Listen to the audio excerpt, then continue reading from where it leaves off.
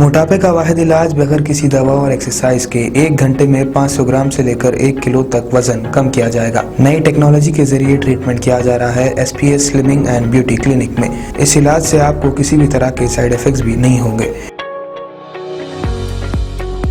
Colour improvement, pimples और dark circles के लिए भी आप आ सकते हैं SPS slimming and beauty clinic, Hyderabad, एबर्ट्स beside Agrawala sweet house. Screen पर दिए गए नंबर्स पर कॉन्टैक्ट करें।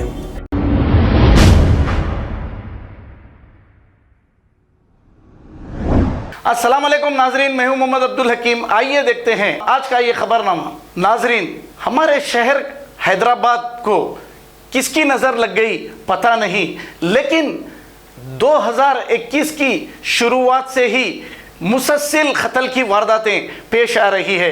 एक दिन आड़ या फिर हर 2 दिन के बाद आप देखिए कत्ल हो रहा है, कातिल कत्ल कर रहे हैं और कोई पुलिस के मकबर के ज़रिए सरेंडर हो रहे हैं और फिर बिरयानी खाकर वो जेल को जा रहे हैं और महीना 2 महीने 3 महीने में वापस आकर या तो डॉन बन रहे हैं या फिर भाई बन जा रहे हैं। लेकिन हमारी हुकूमत को इसकी कोई फिक्र नहीं, संडे फंडे मनाने की फिक्र लगी है। इस कत्लों के बारे में कोई कुछ नहीं कहना चाहता और फिर सब तमाशाई बने हैं। अब कमिश्नर पुलिस साहब अंजनी कुमार और होम मिनिस्टर साहब, तेलंगाना के चीफ मिनिस्टर साहब क्यों इस पर सीरियस एक्शन नहीं ले रहे हैं? मुसलसल हमारे भाई मर रहे हैं, मामूली बात पर कत्ल हो रहा है, लेकिन इसकी कोई परवाह नहीं। ये कत्ल आज से नहीं, जब से तेलंगाना हुकूमत आई है, फ्रेंडली पुलिस हुई है, जब से ये कत्ल ज़्यादा हो गए हैं। अब MP साहब ने इतने सालों में एक बार ये बयान दिया कि कत्ल करने वाले गंदे लोग हैं, इन घर से गंदी बो आती है, जब शराब पीने वाले गंदे हैं, फला कहा।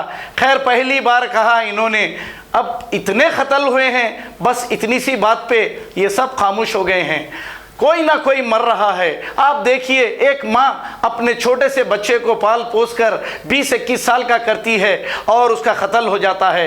एक माँ छोटे से बच्चे को पाल पोस कर बड़ा करती है और वो गांजा पीने लगता है। नशावर चीज़ें हमारे शहर में दस्तयाब है और शराब खाने तो दिन ब दिन खुलते जा रहे हैं।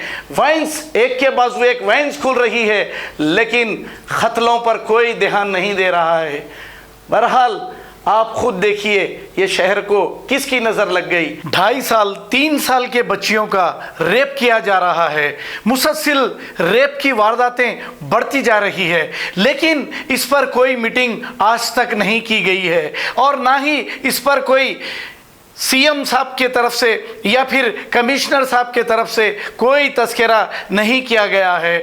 अब संडे के फंडे लेकर इस पर बातचीत हो रही है। आप देखिए शहर किधर जा रहा है। शहर में कत्ल गारतगिरी और रेप हो रहे हैं, इस पर सीरियस कोई एक्शन नहीं लिया जा रहा है। बड़े अफसोस की बात है। जलसे का उन्वान है कि कत्ल, अभी हमने सुना कि कत्ल किस लिए होता है, जायदाद के झगड़े में कत्ल होता है।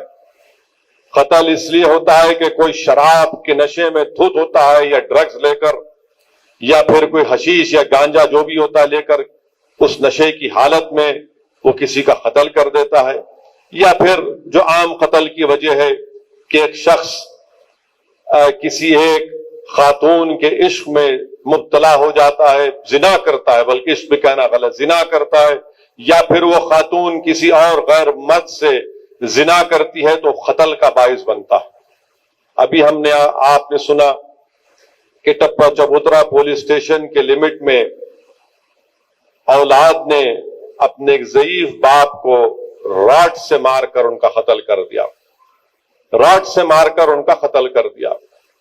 आप और हमने सुना कि मेहदीपट्टनम से आगे एक हमारी बहन जो वकील है, उनके सगे भाइयों ने अपनी बहन का कत्ल कर दिया जायदाद के झगड़े के ऊपर। यही मिस्रीगंज में काला पत्थर पुलिस स्टेशन के लिमिट्स में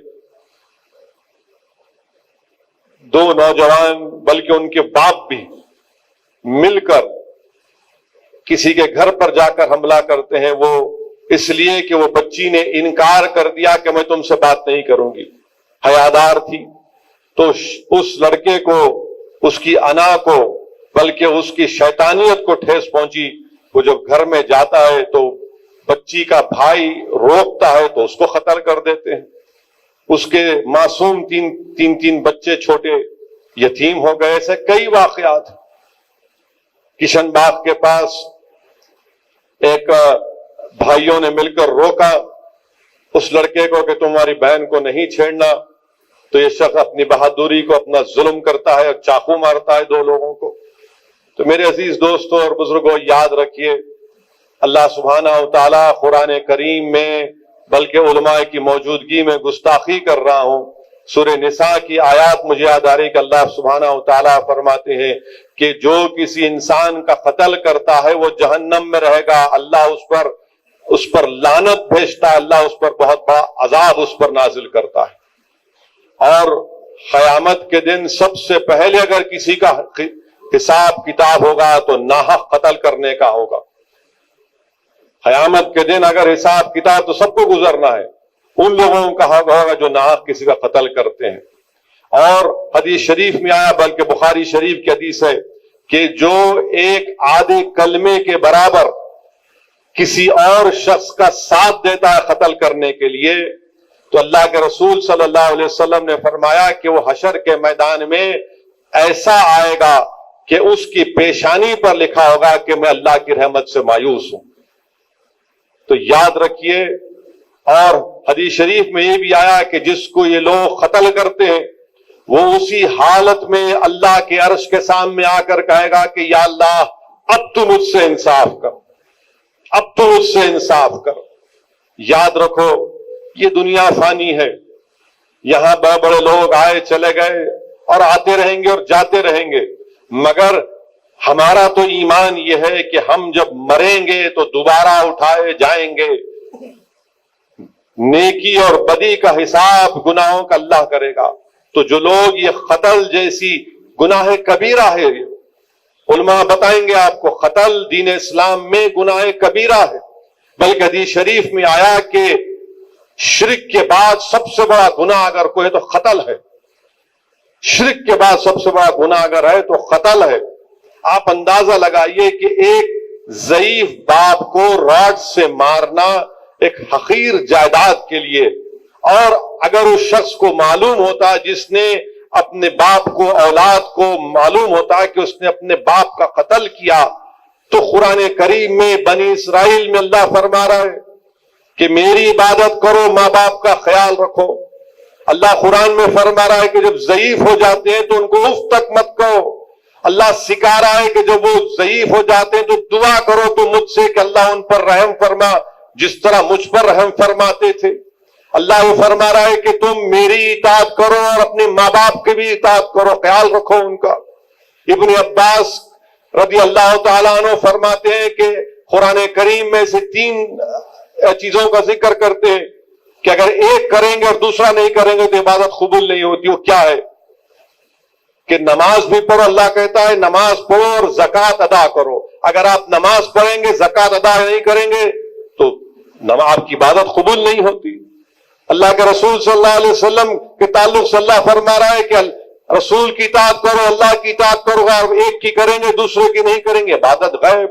اگر آپ اللہ کی عبادت کریں گے اور ماں باپ کی اطاعت نہیں کریں گے تو عبادت قبول نہیں. آپ اندازہ لگائیے کہ اللہ قرآن میں بول رہا ہے کہ اف تک مت کہو, اف تک مت کہو. مگر یہ ناخلق اولاد ایسی ہے کہ ایک حقیر جائیداد کے لیے اپنے باپ کا قتل کر دیے. تو ان لوگوں کے دلوں میں نہ اللہ کا خوف ہے, نہ ان کو قرآن کی تعلیمات سے باخبر ہے, نہ ان کے دلوں میں انسانیت ہے. ان کے دلوں میں کوئی انسانیت ہے. آپ اندازہ لگائیے کہ اس باپ نے ان اپنی اولاد کے لیے جب وہ پیدا ہوئے ہوں گے کتنی تکالیف اس نے نہیں اٹھائیں گے ان کو پالنے کے لیے, ان کو پڑھانے کے لیے, ان کو کپڑا پہنانے کے لیے, ان کو کھانا کھلانے کے لیے. کیا کیا اس نے تکالیف نہیں جھیلی ہوں. مگر ایک جائیداد کے لیے آپ راڈ اٹھا کر اپنے باپ کو مار دیے. اب کیا جواب دیں گے؟ مرنا تو ہے ایک دن, سب کو مر. خبر ہے شہر کی, خبر ہے گاؤں کی, خبر ہے ساری دنیا کی. 7H نیوز پسند آئے تو لائک کیجئے, شیئر کیجئے اور سبسکرائب کرنا نہ بھولیں. 7H news.